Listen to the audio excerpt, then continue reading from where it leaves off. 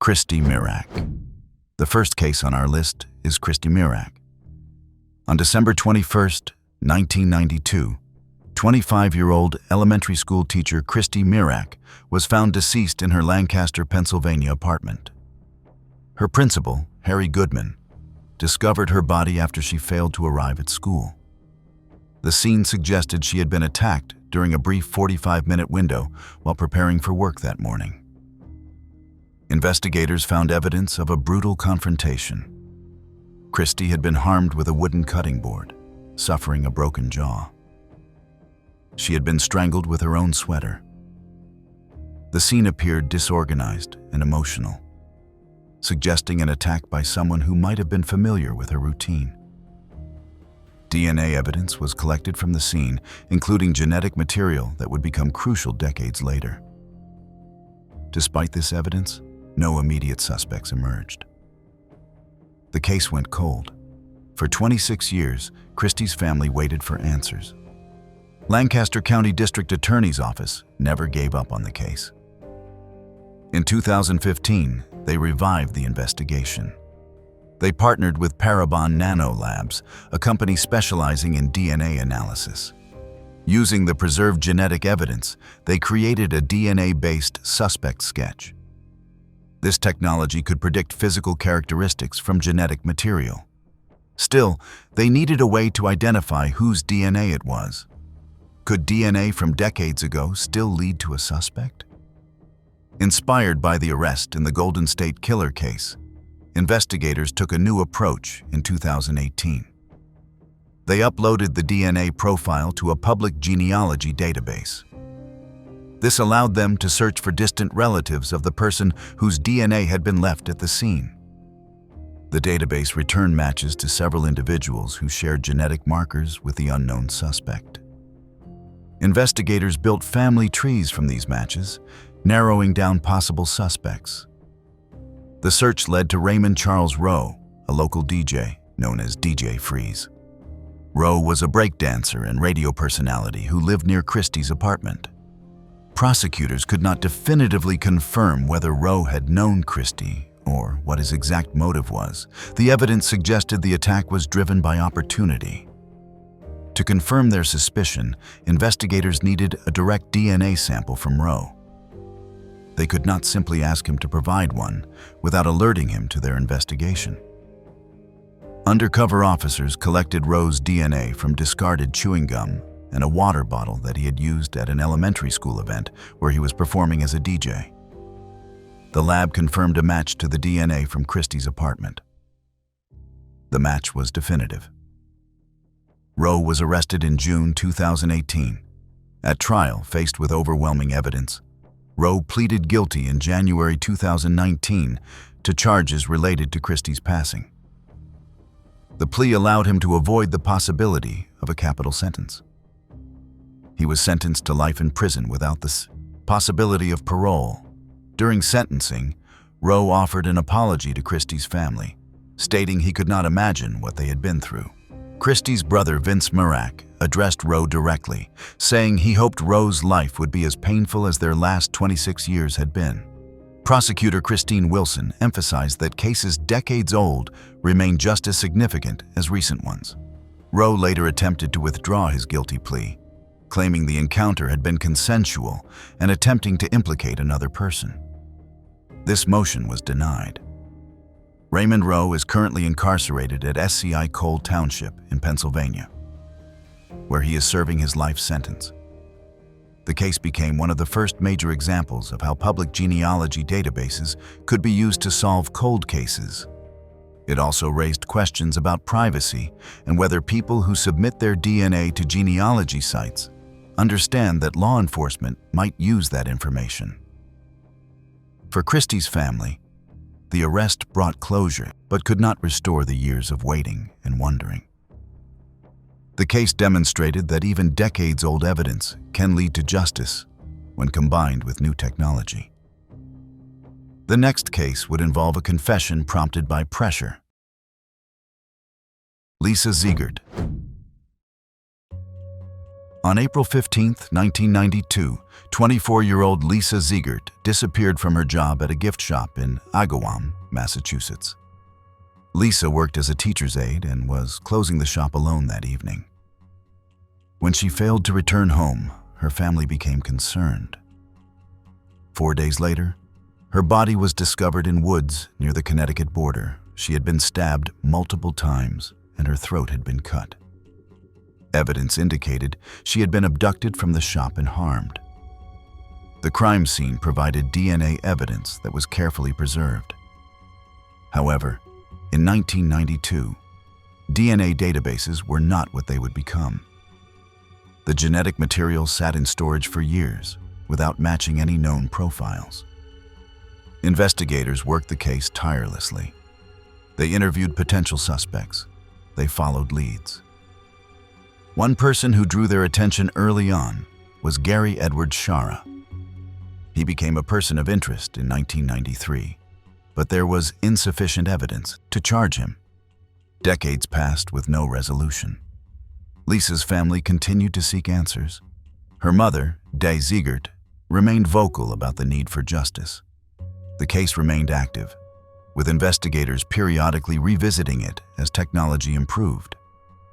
In 2017, authorities decided to take a more aggressive approach. They obtained grand jury subpoenas requiring certain individuals, including Shara, to provide DNA samples for comparison to the evidence from the scene. What would someone do if they knew DNA would prove their guilt? When Gary Shara learned he would be required to provide a DNA sample, he fled. His disappearance immediately raised red flags. Investigators located him in Connecticut. When they closed in, Shara attempted to take his own life. He survived the attempt. During this period, something remarkable occurred. A relative of Shara's came forward with documents. Shara had written confession notes detailing what he had done to Lisa, as notes provided specific information about the incident that only someone present could have known. When Shara's DNA was finally tested, it matched the evidence from Lisa's case. The genetic match was conclusive. Combined with the confession notes, the case against him was overwhelming. Shara was arrested and extradited back to Massachusetts. He faced charges related to Lisa's abduction and passing. Rather than proceed to trial, Shara pleaded guilty to first-degree murder, which carries a mandatory life sentence in Massachusetts, and kidnapping. There was no agreement to reduce his sentence, as he faced the mandatory maximum. District Attorney Anthony Guluni stated that justice had finally been served. Gary Shara died in prison on January 4, 2024, at the age of 54, while serving his life sentence. During proceedings, Lisa's mother Dee spoke about the decades of waiting. She said that while justice had been achieved, the question of why this had happened to Lisa could never have a good enough answer. The family had waited 25 years for this moment. The case demonstrated how DNA evidence, even when it sits waiting for years, can eventually lead to justice. It also showed how pressure from subpoenas can cause perpetrators to act in ways that reveal their guilt. Shara's flight and attempted self-harm, combined with his confession notes, provided multiple forms of evidence beyond just the DNA match. For Lisa's family, the resolution brought closure, but could not erase the loss. The motive appeared to be opportunistic and harmful, with no personal connection between Shara and Lisa having been established. Another case would connect through a parole violation. Lena Bruce. On July 12, 1992, 21-year-old Lena Bruce was found in her Boston South End apartment. She was a recent graduate of Tufts University, beginning her adult life with promise. Lena had been harmed and suffocated. She was found bound with a phone cord, partially unclothed. Her apartment had been ransacked. Items, including a television and answering machine, had been stolen. The autopsy confirmed the circumstances and preserved DNA evidence. The investigation revealed that Lena's neighborhood had issues with transient individuals. The South End at that time saw people experiencing homelessness who would frequent nearby shelters. Some would panhandle in the area. Investigators believe the perpetrator might have been someone local who saw an opportunity. Despite collecting DNA evidence, the case went cold.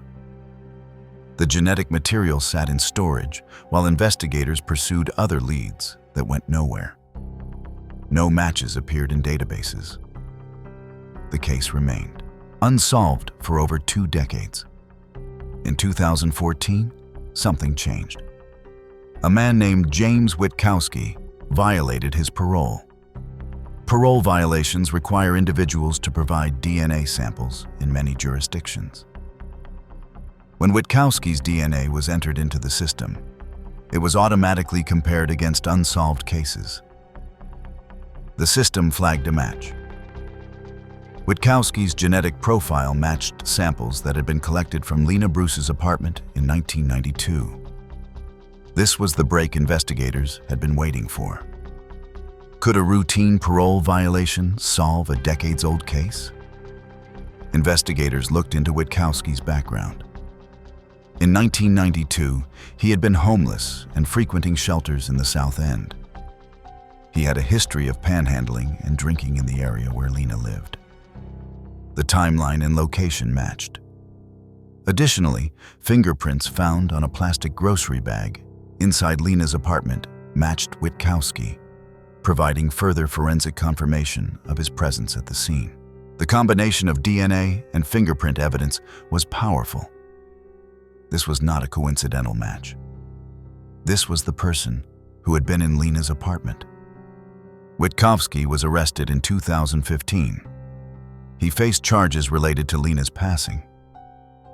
The prosecution presented the DNA evidence, the fingerprint match, and the circumstances. They argued that Witkowski had likely entered Lena's apartment with the intent to steal. When he encountered Lena, the situation escalated. The harm and binding suggested an attempt to prevent her from identifying him. The theft of items from the apartment supported the robbery motive. The trial took place with the jury hearing all the evidence. The defense attempted to challenge the DNA match and the chain of custody for evidence that had been stored for over 20 years. However, the prosecution demonstrated that the evidence had been properly preserved. The match was scientifically sound.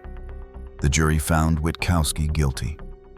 He was sentenced to life in prison. The sentence reflected the severity of what had been done to Lena. Witkowski appealed his conviction, arguing various technical issues. In 2021, an appeals court reviewed the case. They upheld the conviction, finding no merit to the challenges. The DNA evidence, the fingerprint, and the circumstances all pointed to Witkowski's guilt. For Lena Bruce's family, the conviction brought some measure of closure. They had waited 23 years for answers. The case demonstrated how DNA databases work not just for new crimes, but for solving old ones. A required DNA sample from a 2014 conviction for failing to register as a sex offender, an unrelated charge, led to the match. This administrative requirement provided the missing link to the 1992 crime.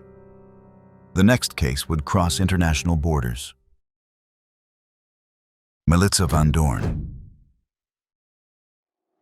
On November 7, 1992, in Zaandam, Netherlands, a young teenager named Melissa Van Doorn was found deceased. She had been harmed and left in a location where she was discovered. The case shocked the small Dutch community. DNA evidence was collected from the scene, but in 1992, the technology and databases available in the Netherlands were limited compared to what would develop over the following decades. The case went cold despite preservation of the genetic material. For 25 years, Melissa's family waited for answers. Dutch authorities never closed the case. They periodically reviewed it as DNA technology improved. The preserved evidence from 1992 remained in storage, waiting for the day when when it might be useful. That day came in 2017, when Dutch police decided to take an unprecedented approach to solving the case. They would conduct a mass DNA screening of men in the Zaandam area. Mass DNA screenings involve requesting voluntary samples from a large population that matches certain criteria. In this case, police asked men who had been in the Zaandam area in 1992 and fit a certain profile to provide samples. The screening was voluntary, but there was social pressure to participate. Those who refused would naturally draw suspicion. Thousands of men provided samples. Each was tested against the DNA from Melissa's case. Would the perpetrator voluntarily provide DNA? The screening identified a familial match to the suspect's brother, which eventually led investigators to Hussein A., whose DNA was then confirmed as a direct match to the evidence found on Melissa's body. The match was conclusive.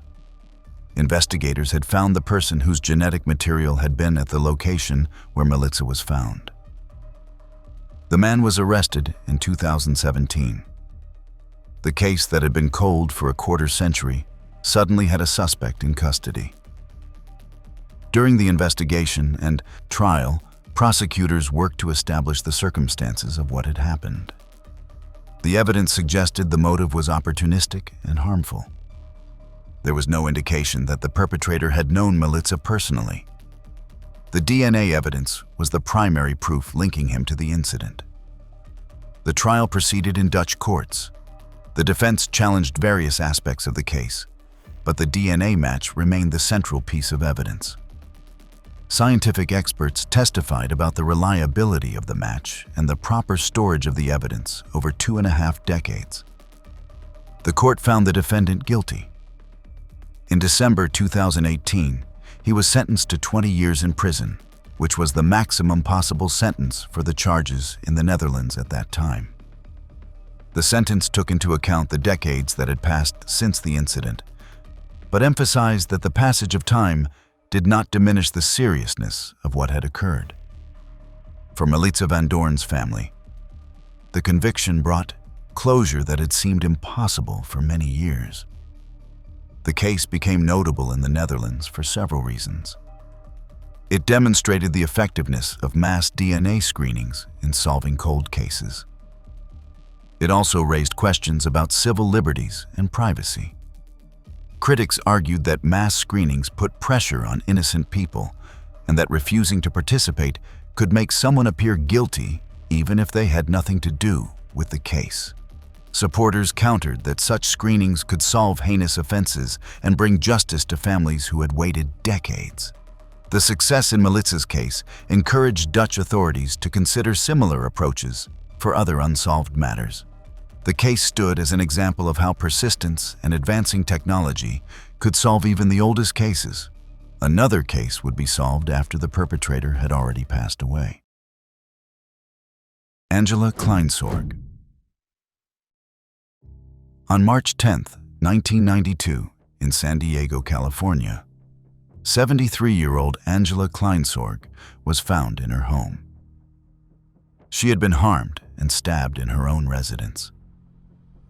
The elderly woman lived alone in what should have been a safe neighborhood. Evidence suggested she had been targeted in her home. DNA was collected from the scene, but despite investigation efforts, no suspect was identified at the time. The case went cold, joining thousands of other unsolved matters in California. For 25 years, the case sat unsolved.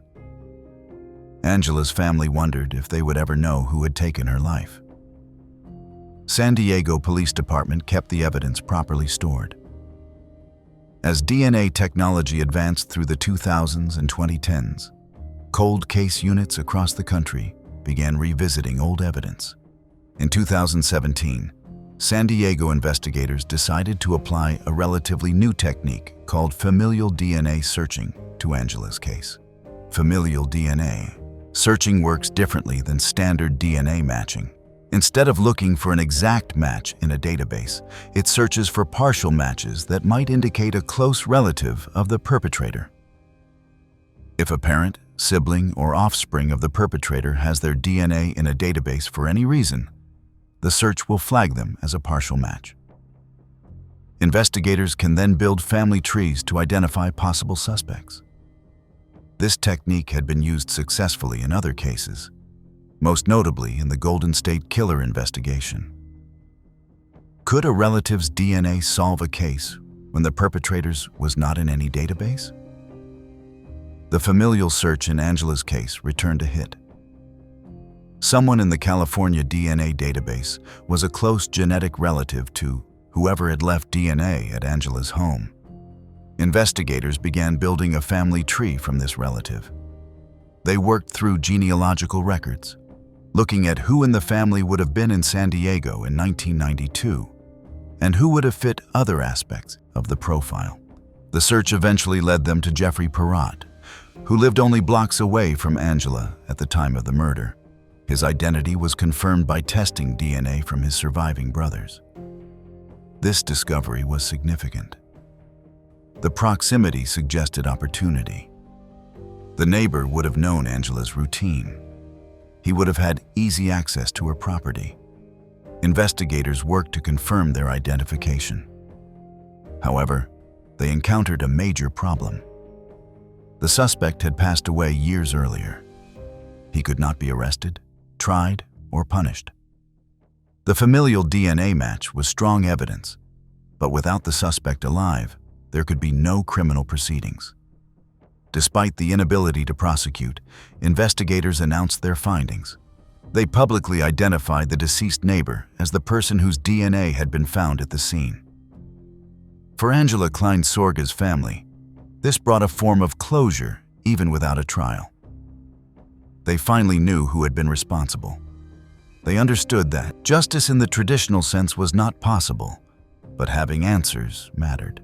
The identification confirmed that Angela had not been targeted by a stranger passing through. It had been someone close by, someone who might have seemed harmless. The case demonstrated both the power and the limitations of familial DNA searching. The technique had successfully identified a perpetrator 25 years after the fact. It had given a family answers they thought they would never receive. However, it had also shown that sometimes those answers come too late for traditional justice. Because Jeffrey Perrott died in 2014, 5 years before the DNA match was made, investigators officially cleared the case as exceptionally cleared due to the death of the offender. Yet the family expressed gratitude for finally knowing the truth. The case encouraged other jurisdictions to consider familial DNA searching for their cold cases, accepting that sometimes closure comes in forms other than prosecution. If you've made it this far and enjoy deep dives into the most shocking criminal cases, hit that subscribe button and don't forget to press the bell icon. Another case would involve a registered offender who thought he had escaped justice. Helen Cardwell. On November 8, 1992, 35-year-old Helen Cardwell was found strangled in her room at the YMCA in Niles, Illinois. Helen worked at a nearby hospital and was living at the YMCA temporarily. She had been strangled in what appeared to be an attack. The scene suggested someone had entered her room with harmful intent. DNA evidence was collected, but in 1992, the technology was not advanced enough to identify a suspect from the genetic material alone. The case went cold. For nearly 30 years, Helen's family wondered who had taken her life. The Niles Police Department kept the case file active. They never gave up hope that advancing technology might eventually provide answers. In 2020, the department decided to revisit the case with fresh eyes and new forensic capabilities.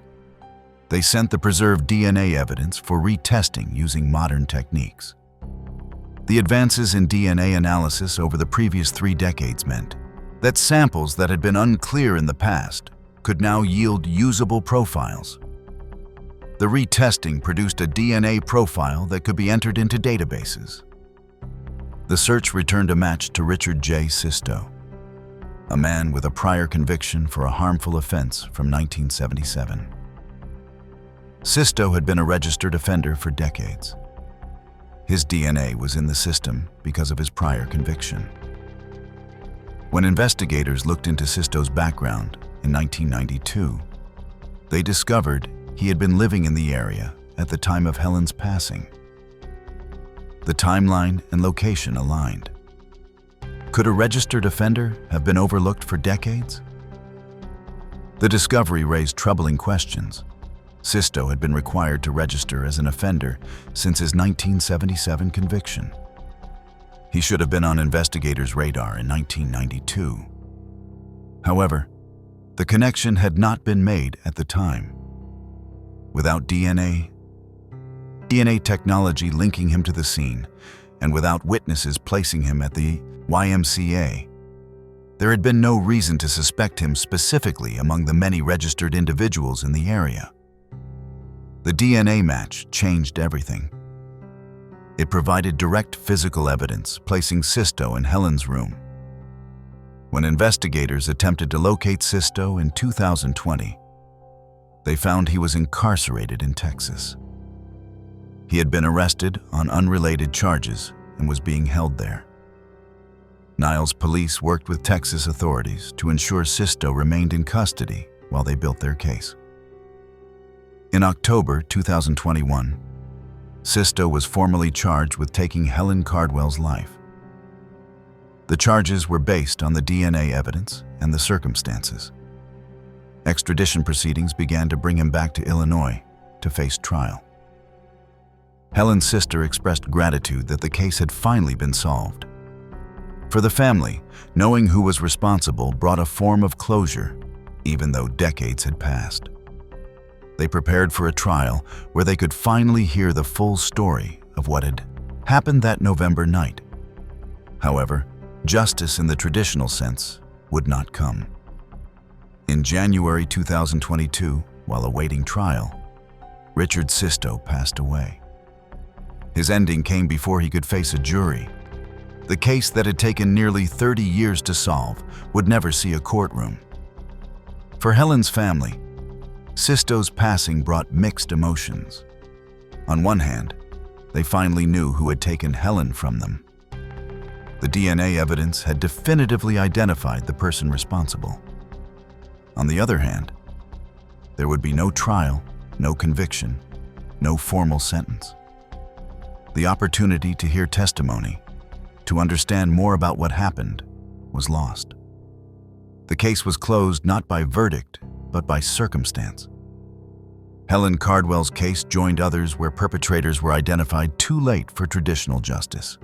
The case highlighted both the power and the frustrations of DNA technology in solving cold cases. The retesting in 2020 had successfully identified Sisto when earlier testing could not. It demonstrated that evidence preserved properly can yield answers decades later. However, it also showed that time works against justice. By the time Sisto was identified and charged, he was already elderly and in poor health. His passing before a trial meant no opportunity for a public accounting of what he had done. For investigators, the solve was important regardless. They had fulfilled their promise to Helen's family to never give up on finding who was responsible. The next case would remain frustratingly unsolved, despite advocacy efforts. Sean Guggen. In 1992, a case emerged in New York involving an individual named Sean Guggen. Limited information exists in verified public records about the specific circumstances of this case. What is known comes primarily from advocacy efforts and mentions in discussions about unsolved matters from that era. The case has been referenced in contexts involving DNA evidence and cold case investigations, but concrete details about what occurred, when specifically it happened, and where remain elusive in mainstream reporting. The Sean Guggen matter was resolved in 2011 when he was arrested for the 1992 murder of Dion Rose in Syracuse, New York. Investigators matched his DNA to a cigarette butt found at the crime scene, leading to his conviction and a sentence of 25 years to life. Various searches through news archives, court records, and official law enforcement announcements failed to return substantive information about this case. This absence of information is notable given that the other 1992 cases discussed have generated extensive documentation through arrests, trials, and convictions. The case appears in some advocacy materials related to unsolved matters and DNA testing. These references suggest there is a case file somewhere bearing this name. However, without access to official police records or court documents, the specifics remain unclear. It is possible the case involves circumstances that have prevented public disclosure. Alternatively, the name may be associated with a case that has been resolved locally without generating the kind of media attention that accompanies high-profile DNA breakthroughs. Why would some cases receive extensive coverage while others remain obscure? Several factors influence whether a case becomes publicly known. Media coverage often depends on local interest, the prominence of victims or suspects, and whether law enforcement chooses to publicize developments. Cases involving high-profile arrests through genealogy databases tend to generate significant news coverage because the technology itself is newsworthy. Cases that remain unsolved or that involve ongoing investigations may see limited public information to protect the integrity of the investigation. In the context of 1992 homicides solved by DNA, the Sean Guggen case stands as an outlier. While cases like Christy Mirax and Lisa Ziegert's have extensive documentation of investigation timelines, suspect identification, arrests, trials, and outcomes, the Guggen case lacks this public record. This could indicate the case remains actively under investigation, with details being withheld. It could mean the case has been resolved through means that did not generate public documentation. Or it could suggest the case remains truly cold, without the DNA breakthrough that has characterized the other matters discussed. For families of victims, in cases that remain unsolved or obscure, the lack of public information can be particularly difficult. They watch as other families receive answers through DNA technology. They see arrests announced and trials conducted, yet their own case remains in shadow. Advocacy groups that work on cold cases sometimes maintain lists of unsolved matters, hoping that publicity might generate new leads or encourage law enforcement agencies to apply new technologies to old evidence. The Sean Guggen case may benefit from such advocacy. If DNA evidence exists, modern testing techniques could potentially yield results that were impossible in 1992. If the case truly remains unsolved, genealogy databases and familial DNA searching techniques that have proven successful in other cases might offer new avenues for investigation.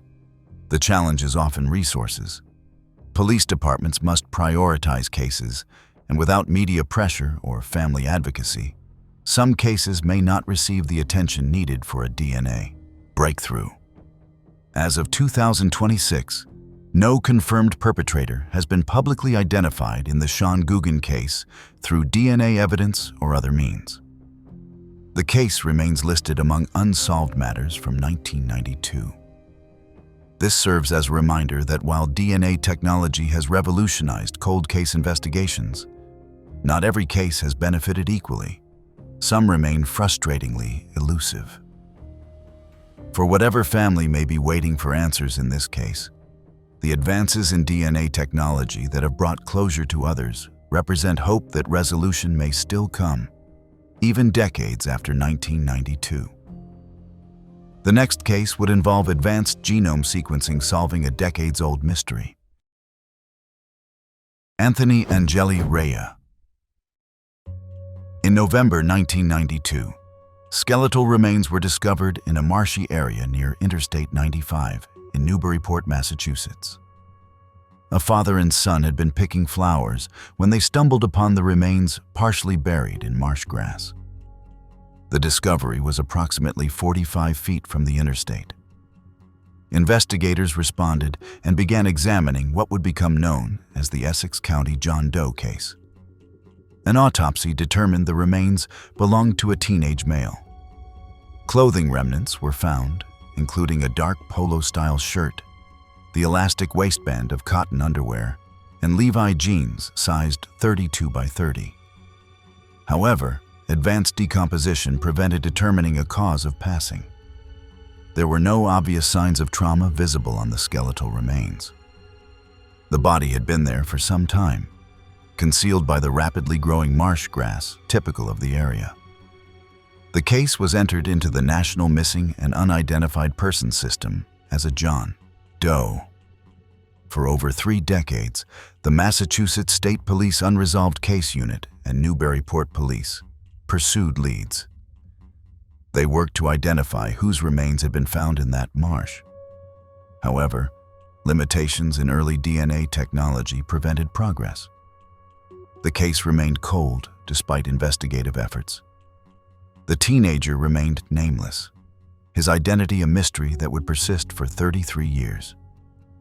Could modern technology finally provide answers after more than 3 decades?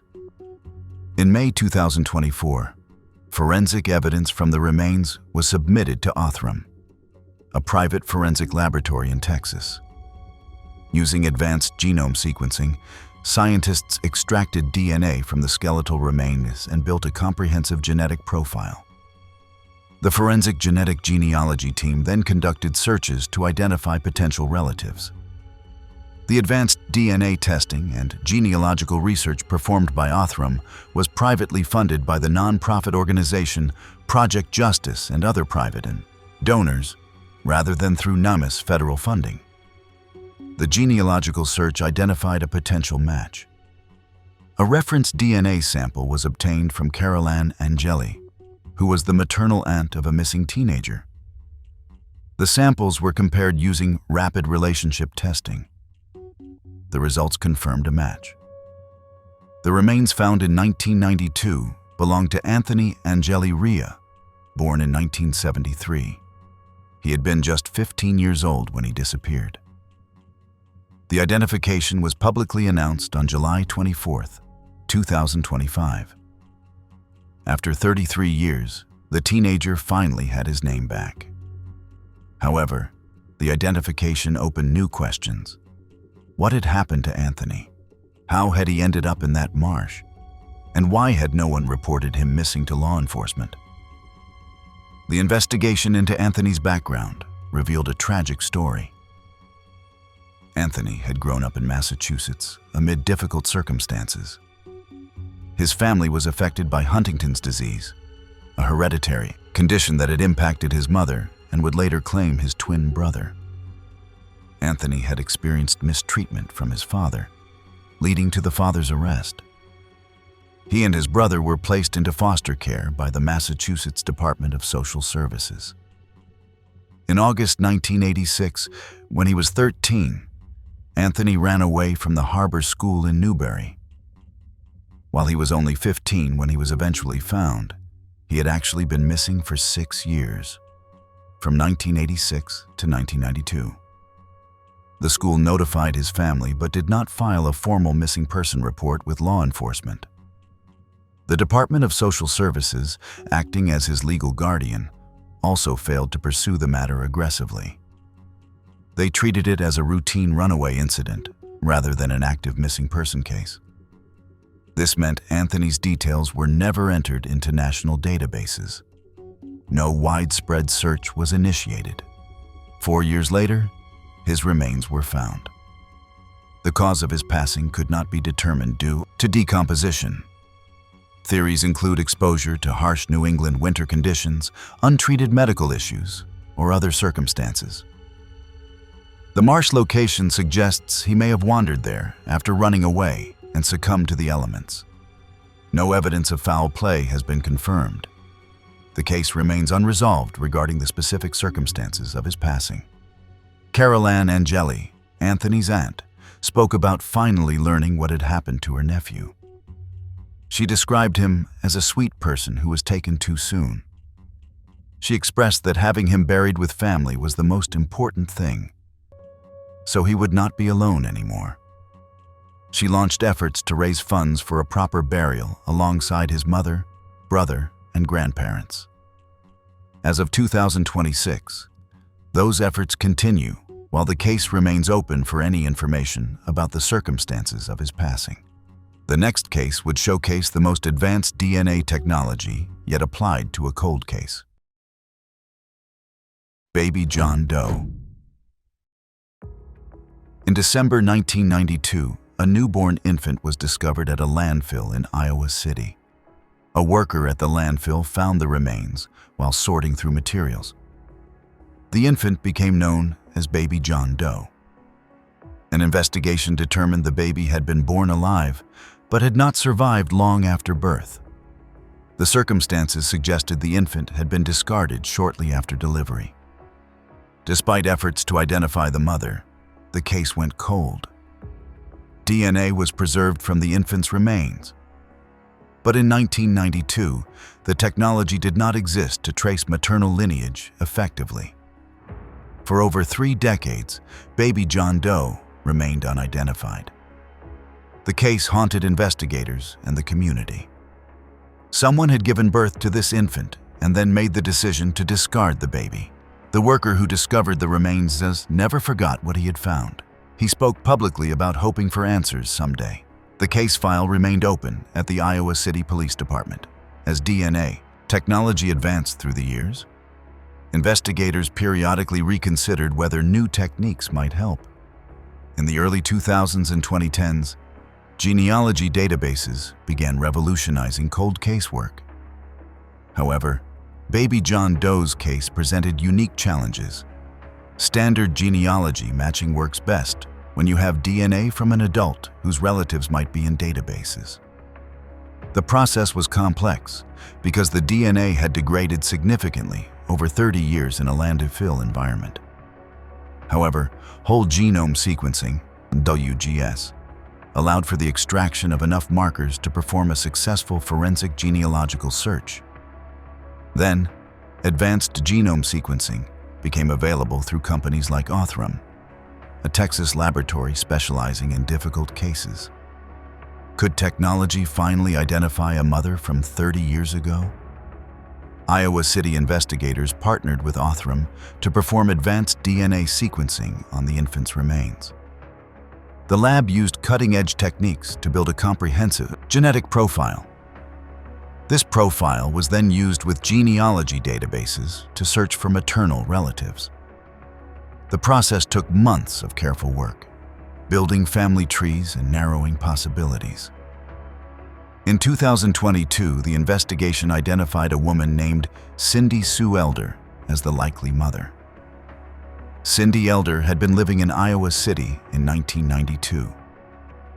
By 2022, she was living in Missouri. Investigators approached her carefully. When interviewed, Elder admitted she had hidden a pregnancy in 1992. She stated she had given birth in a basement and had done something to quiet the baby's cries. She then discarded the infant at the landfill.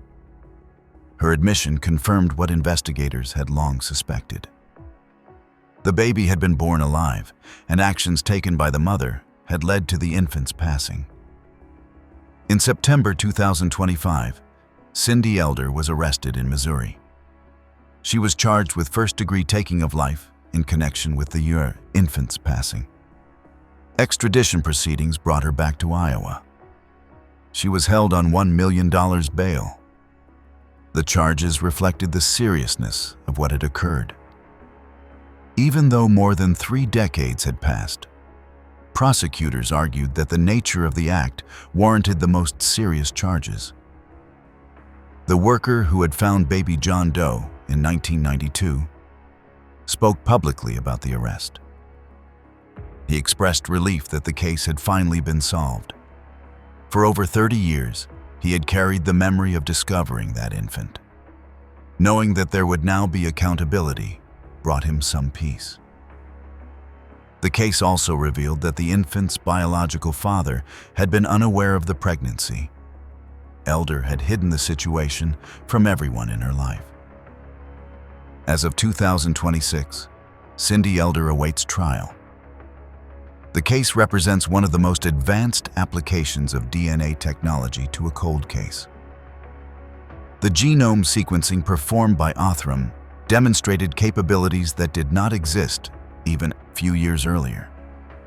The successful identification showed that even cases involving newborns could be solved through genetic genealogy. The case also raised difficult questions about circumstances surrounding unwanted pregnancies and the tragic decisions that can result. For baby John Doe, nameless for over 3 decades, the investigation finally provided identity and accountability. The final case would involve a suspected pattern of offenses across multiple jurisdictions. Sharon Lynn Kedzierski. In April 1992, 43-year-old Sharon Lynn Kedzierski was found deceased near a truck lot in Austintown, Ohio. She had been beaten to a fatal extent. The location near a trucking area suggested the perpetrator might have been a trucker or someone with access to the lot. DNA evidence was collected from the scene. However, in 1992, the databases and technology needed to match that DNA were limited. The case went cold despite investigative efforts. Sharon's case was not the only unsolved matter from that era in the region. Investigators began to notice patterns among several cases. The methods used, the locations, and other factors suggested a possible connection. They theorized that a single perpetrator might be responsible for multiple incidents. This raised the possibility of someone who traveled frequently, perhaps as part of their occupation. Long-haul truckers fit this profile. They moved between states regularly. They had access to various locations. They could commit offenses in one jurisdiction and be hundreds of miles away before investigations even began. The case sat unsolved for years. DNA from Sharon's case remained in storage, along with evidence from the other potentially connected cases. As familial DNA searching became more common in the 2010s, investigators decided to apply these techniques to their cold cases. Familial searching had proven successful in other jurisdictions. It might work here. They submitted DNA profiles from several cases, including Sharon's, for familial analysis. Could DNA link multiple cases to a single suspect? The familial DNA searches eventually pointed to a man named Samuel Legg III. Legg was a long-haul truck driver, exactly the kind of suspect investigators had theorized might be responsible. DNA comparisons suggested Legg was connected not just to Sharon's case, but potentially to 3 other unsolved matters from the 1990s. Authorities described him as a suspected individual with a pattern spanning multiple states. Legg was arrested in Arizona in 2019. He was charged with Sharon Kedzierski's case and potentially faced charges in other jurisdictions as well. However, the legal proceedings encountered immediate obstacles. When Legg appeared in court, questions arose about his mental state. Evaluations were ordered to determine whether he was competent to stand trial. Competency is a legal requirement. A defendant must be able to understand the charges against them and assist in their own defense. If they cannot, proceedings must be delayed until they can. The evaluations found Legg incompetent. This meant the trial could not proceed. He was placed in a facility for treatment with the goal of restoring competency. However, restoration proved difficult. Competency hearings in 2019, 2021, 2023, and 2025 all found him unable to proceed. Each time, the court determined that Legg did not have the mental capacity to participate in his defense. Observers described Legg as appearing dazed and delusional during court appearances. Medical professionals working with him reported challenges in treating his conditions. As of 2026, another competency hearing is scheduled. However, the pattern suggests Legg may never be restored to competency. This creates a legal limbo. He cannot be tried, but he also cannot simply be released. He remains in a secure facility under court supervision. For Sharon Kedzierski's family and the families of the other potential victims, the situation is frustrating. DNA evidence has identified who they believe is responsible. Authorities have charged him. Yet there may never be a trial. There may never be testimony about what happened. There may never be a conviction or sentence. The case demonstrates a gap in the justice system. DNA technology can identify perpetrators, but mental competency issues can prevent traditional legal resolution. Sharon's case and the others connected to Legg remain technically pending, waiting for a competency that may never come. This was all from our side today. Thanks for watching. Click here to check out another video.